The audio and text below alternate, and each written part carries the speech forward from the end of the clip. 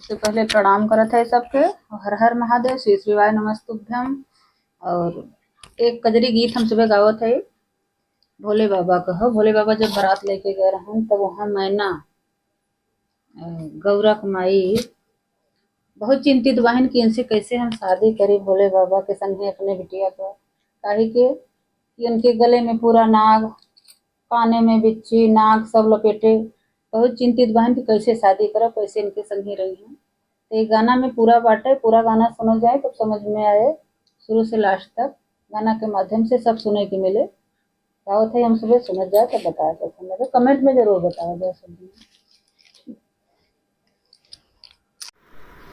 मैना रोया सुनैन से बहाई के अंगनवा में जाई के ना। मैना रोया सुनैन से बहाई के अंगनवा में जाई के ना।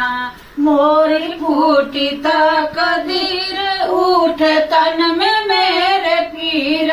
मोरी फूटी तक दीर उठ तन में मेरे पीर।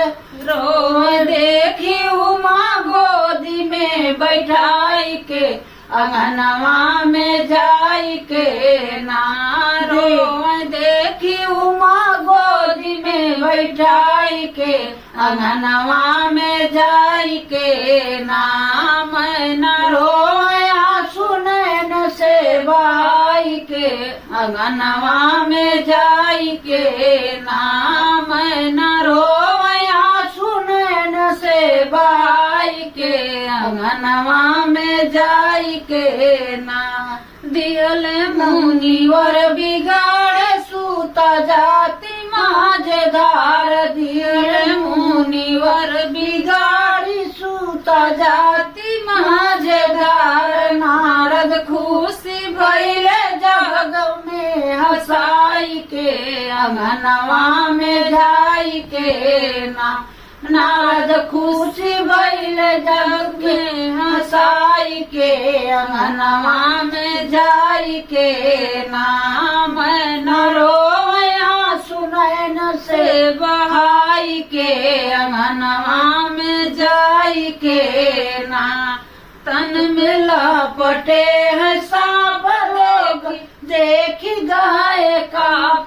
तन में लपटे है सांप लोग देखी गाय काप। मारी जाई है रूप लकी डेराई के अंगनवा में जाई के ना।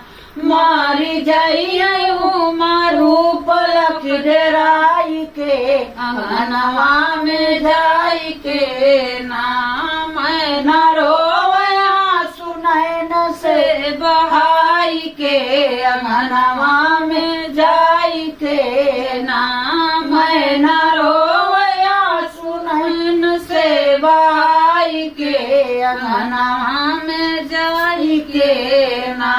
मिला दूल्हा बौरा हम करब न ऐसन ब्याह। मिला दूल्हा बौरा हम करब न ऐसन ब्याह। प्राण देव कतौ सूता संग लेवाई के अंगनवा में जाई के ना। प्राण देव सूता संग कतौ लेवाई के अंगनवा में जाई के ना।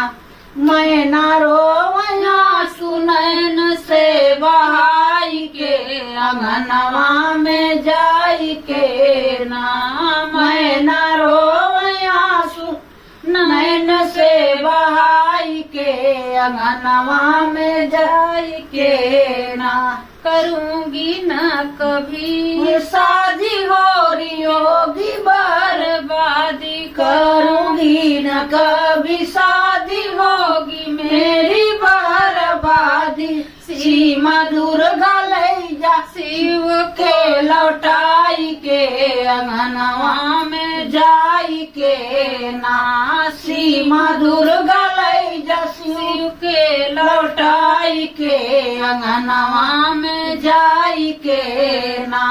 मैना रोया सुनैन से के अंगनवा में जाई के ना मैना रोया सुनैन से बहाई के अंगनवा में जाई के ना।